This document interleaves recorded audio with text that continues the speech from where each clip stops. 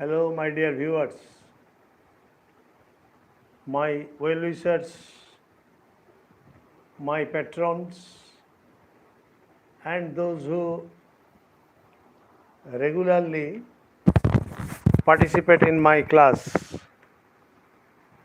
are being requested to join the class so that you may do well. You may do well in tomorrow's English examination, third semester, class 12. And today's topic of discussion is Ulysses by Lord Tennyson.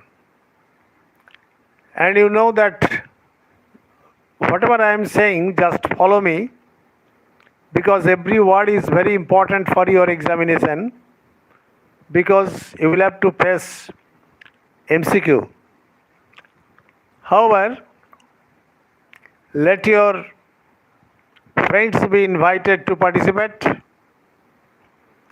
to like, comment, share and subscribe. Nothing else. However, actually Ulysses, his original name was Odysseus. Odysseus. It is from Homer's Iliad. And you know that Odysseus was a great Greek hero, and he spent a decade by fighting with the Trojans, by fighting against the Trojans, and it is known as Trojan War. That is why Ulysses is actually the Latinization of Odysseus. However, Tennyson is a Victorian poet at the age of Queen Victoria, and he became the poet laureate. And this poem was actually composed in 1833. In 1833, this poem was composed and it was published in 1842. However, you know that in Victorian age, two major incidents took place. What are the incidents? The first incident is that Charles Darwin wrote The Origin of Species, and Robert Chambers wrote The Vestiges of Natural Science. So, this age is called actually the conflict between science and religion. Between science and religion. Whatever may be the fact, this poem, Ulysses, is actually a dramatic monologue. After a decade war, after defeating the Trojans, after experiencing the essence of battlefield, Ulysses has returned home. And Ulysses, you know, is the king of Ithaca. Is the king of Ithaca, a small kingdom with unproductive land and savage race. Clear? Unproductive land and savage race. But after having returned home, Ulysses has not lost all his desire for adventure because age is a number only and he wants to sail against any kinds of odds to gather knowledge, to experience knowledge, and he doesn't want to be still in his kingdom Ithaca. And that is why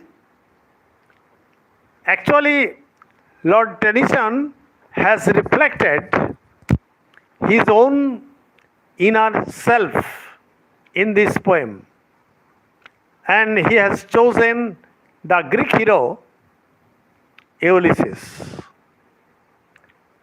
Whatever may be the fact, Ulysses has returned home after having fought against the Trojans, and now he does not want to rule his kingdom. It little profits that an idle king,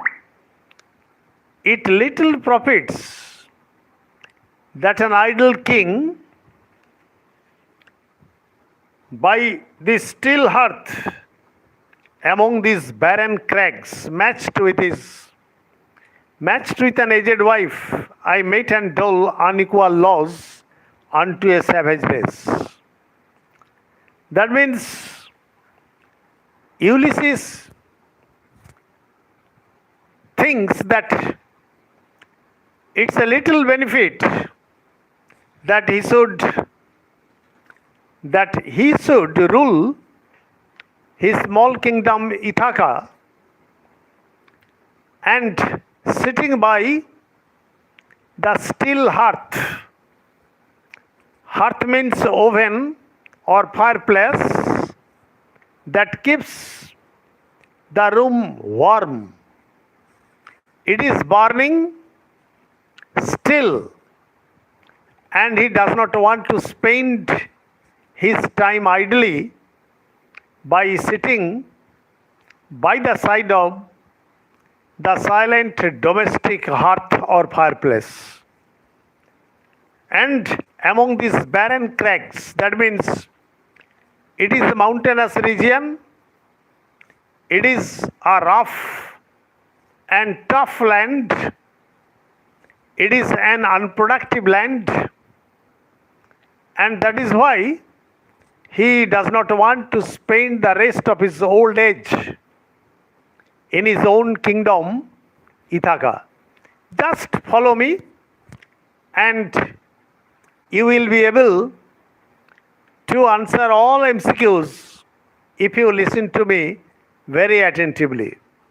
Matched with an aged wife, matched with an aged wife. And you see that after long 10 years,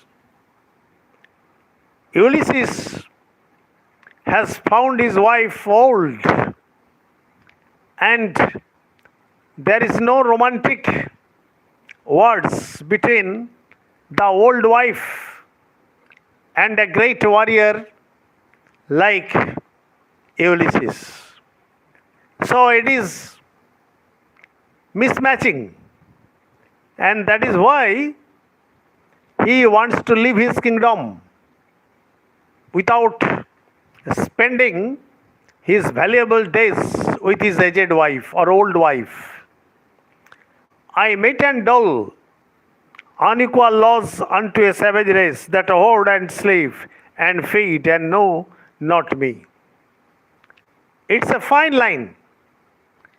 You see that Ulysses declares himself to be unfit for ruling Ithaca because here laws cannot be applied to all the subjects because different are their faults. Different are their faults. Therefore, it is quite impossible for Ulysses to distribute laws among all the subjects. Above all, it is an uncivilized race, that is a savage race. They have no proper education, they are almost illiterate, and they are not up to date. Hello, my dear followers. Why don't you like, comment? That will be reflected on the mobile screen. And why don't you subscribe my channel and easy step to English grammar.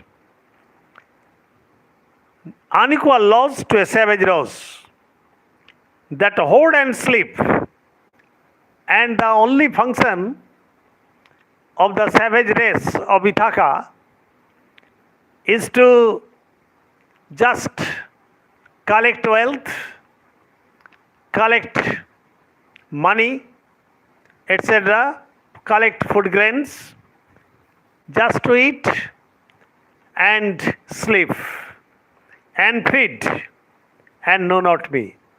And they have no idea about the capability of Ulysses as a warrior.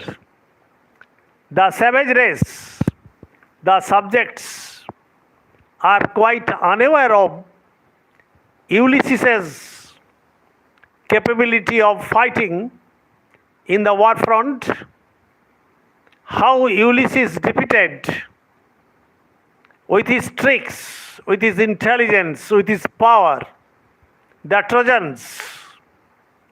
So the savage race have no idea about Ulysses. And that is why Ulysses does not want to rule his kingdom, Ithaca. Clear? I cannot rest from travel. So you see that Ulysses is too much adventurous.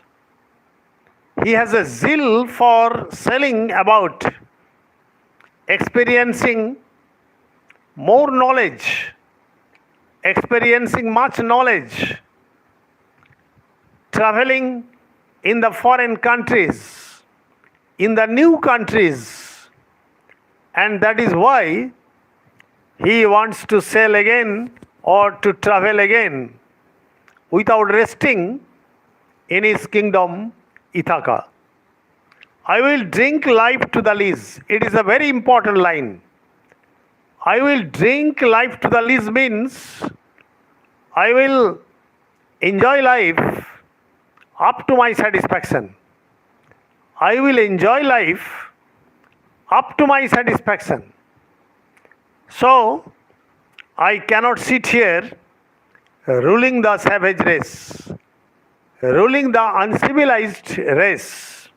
All times I have enjoyed greatly, have suffered greatly, both with those that loved me and alone on shore, and when through scudding drifts the rainy Hades vexed the dim sea.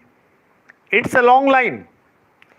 You see that it is a dramatic monologue.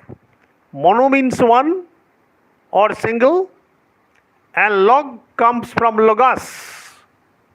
That is, it is not dialogue or between a conversation between two persons. Here there is an imaginary character. The speaker or the poet is asking questions, giving replies or answers, and the readers think there is somebody who is listening to and who is answering. That is called dramatic monologue. Clear? That is why all times I have enjoyed greatly. In the battlefields, in the war fronts, on the seas and oceans, Ulysses was never vanquished. He was always a victor, and he, along with his companions, suffered much, greatly. Those who loved him, those who were his companions, and alone also, he fought valiantly, not only on shore, but also on the seas when there were heavy clouds bearing water in the sky, vexed the dim sea.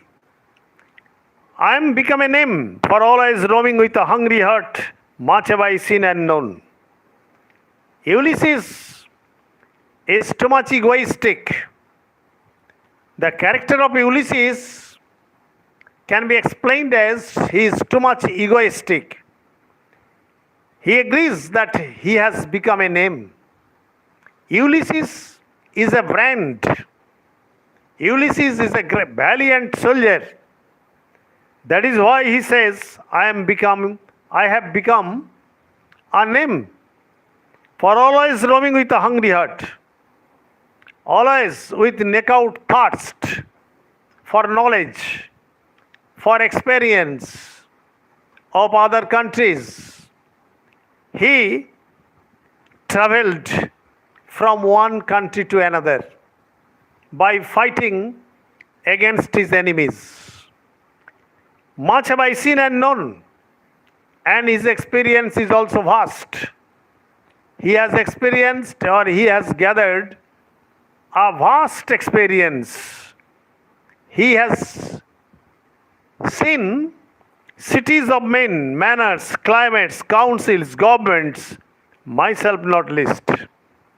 And you see that Ulysses has gone through various types of experiences, like cities of men,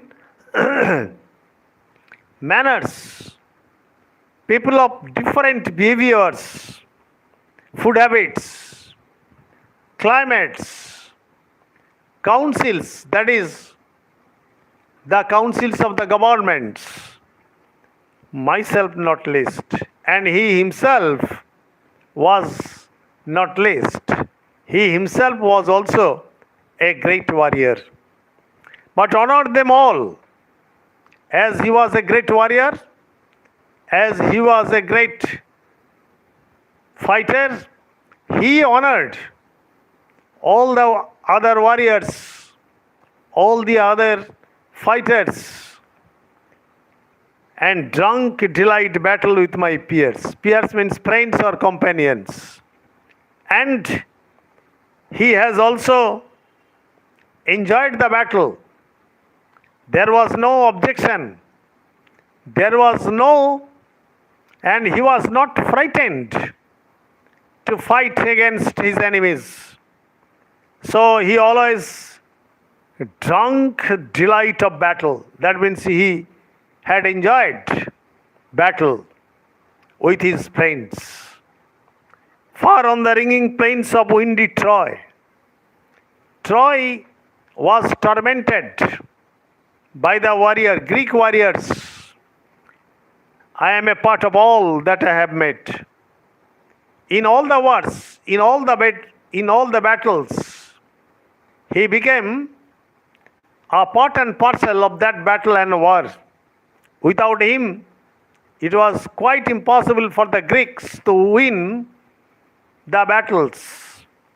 Yet all experience is an arch wherethrough glimpse the troubled world. Those margin fades forever and forever when I move. How dull it is to pause.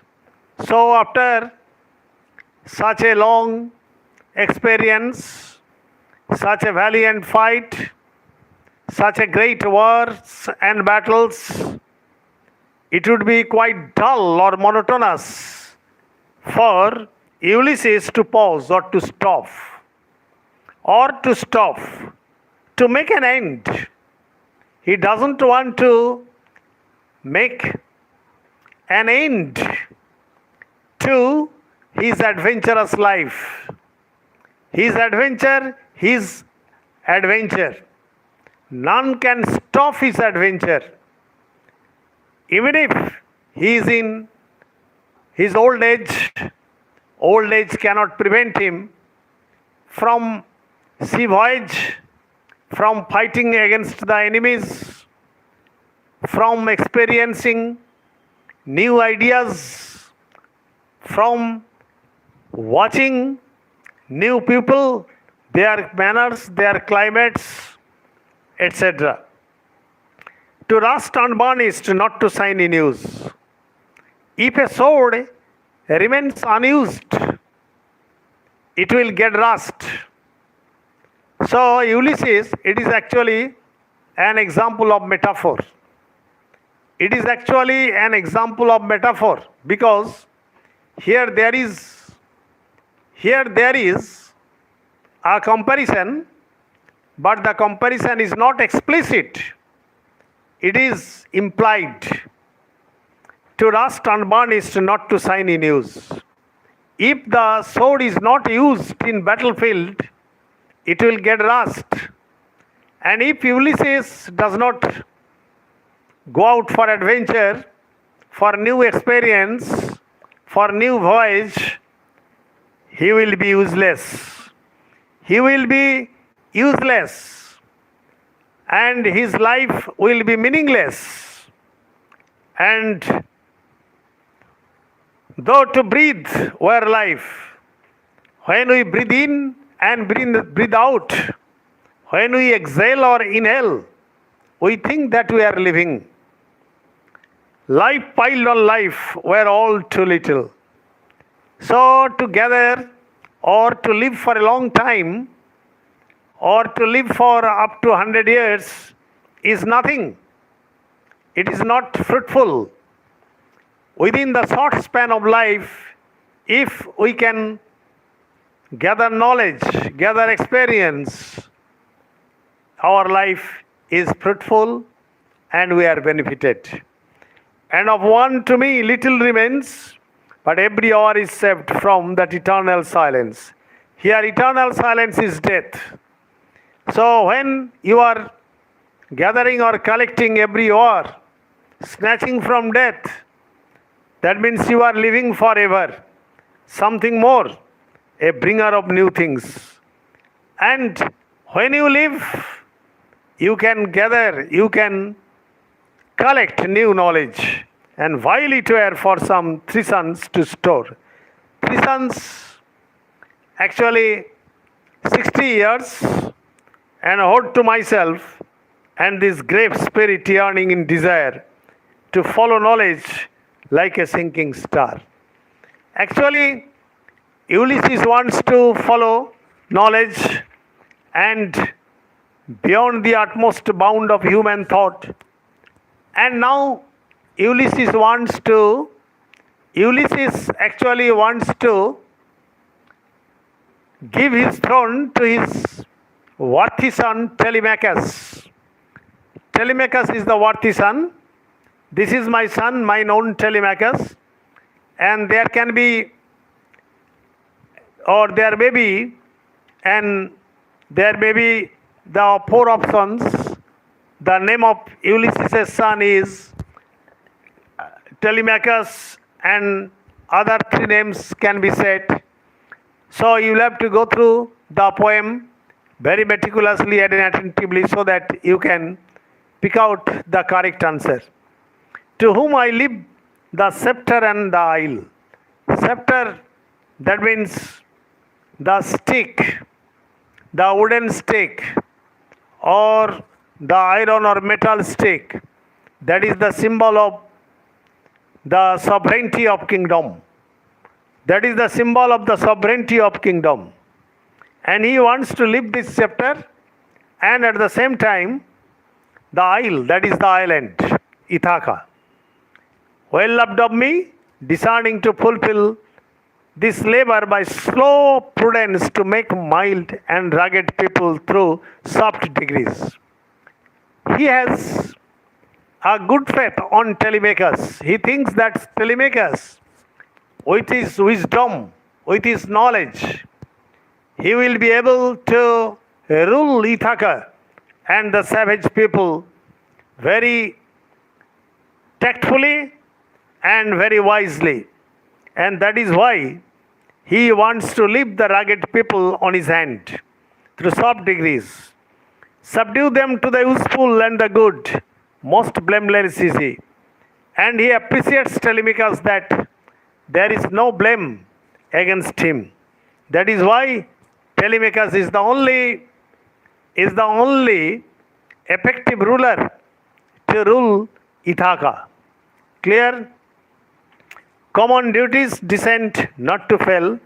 In offices of tenderness and pay, meet adoration to my household gods. So when I am gone, he works his work, I mine. Here is a comparison. If there are four options, he works his work, I mine. That means it is said about Telemachus, and Ulysses wants to say that Telemachus is fit for ruling the savage, the rugged people of Ithaca by his wisdom, by his knowledge, and by his prudence. But he himself, that is Ulysses, will not be able to rule the people of Ithaca. That is why he considers Telemachus to be the fittest person to rule Ithaca. There lies the port, the vessel puffs her sail. There gloom the dark, broad seas, my mariners' souls that have toiled and wrought and thought with me. Now Ulysses turns his eyes towards the other mariners, the ship, the sail of which is flying about in the wind, and he thinks that the ship, the ocean, are just calling him to sail voyage or to voyage on the sea, and the mariners are waiting for him. The thunder and the sunshine and the opposed free hearts, free foreheads, you and I are old. Both Ulysses and his companions, the other mariners, all are old. Yes, all are old. Yet they have not lost their strength, both physical and mental. Although they have lost their physical strength according to age, because time is the best devorer, and time has taken their physical strength, but time is unable to snatch their mental health. Old age hath yet his honor and his toil, death closes all. If they die, their life will be closed. Their life will be closed, and there is no scope for adventure. There is no scope for gathering new experience. There is no scope for having the idea of manners, climates, people, etc. Some work of noble note may yet be done. And the poet is optimistic. That is, Ulysses is too much optimistic or hopeful that not becoming men but strove with gods.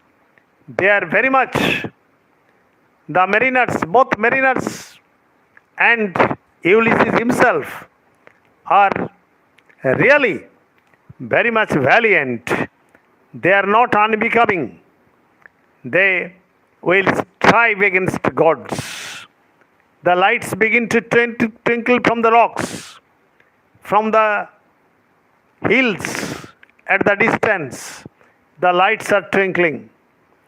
And it is not too late to seek a newer world.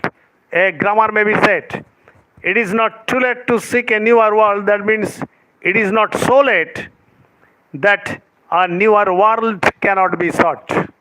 Again, I am repeating, it is not so late that a newer world cannot be sought. So he tells his mariners, push off, and sitting well in orders, mild sounding furrows for my purpose holds to sail beyond the sunset and the baths. And again, he addresses his mariners to push off in the seas, in the oceans, and beyond the sunset, they will make their journey of all the western stars until I die. Till his death, he will continue his adventure. It may be that the gulfs will wash us down, and it may be we shall touch the happy isles. Yes, it may be that the gulf will wash them away, and at this time they will touch the happy isles. Happy isles is transferred epithet. Isles cannot be happy. Here, the adjective happy can be attributed to a man, not the island. But the island is happy here. Clear? Happy isles. And see the great Achilles. Achilles was the greatest Greek hero. And he is dead now, he is no more. And he thinks that here is the conflict between science and religion. Because religion or Christianity teaches mankind that after death you will be able to meet the souls that have already departed. But science says that there is no scope of meeting elsewhere. But here the poet says, that means Ulysses says, that after their death they will meet the great Achilles, the great hero, whom we knew, though much is taken, much abides, and though we are not now that strength. Yes, he admits that they have lost that strength. They have lost their physical ability or capability. But in old days, they are able even to move earth and heaven, which we are. That means he refuses to admit that they have lost their mental and physical strength. That means he says, we are. That means what we were, still we are. There is no change in us. Clear? Our equal temper of heroic hearts, made weak by time and fate. Yes, I have already told you that time is the best killer and the time is the best healer. But time will snatch your physical beauty, your physical strength, your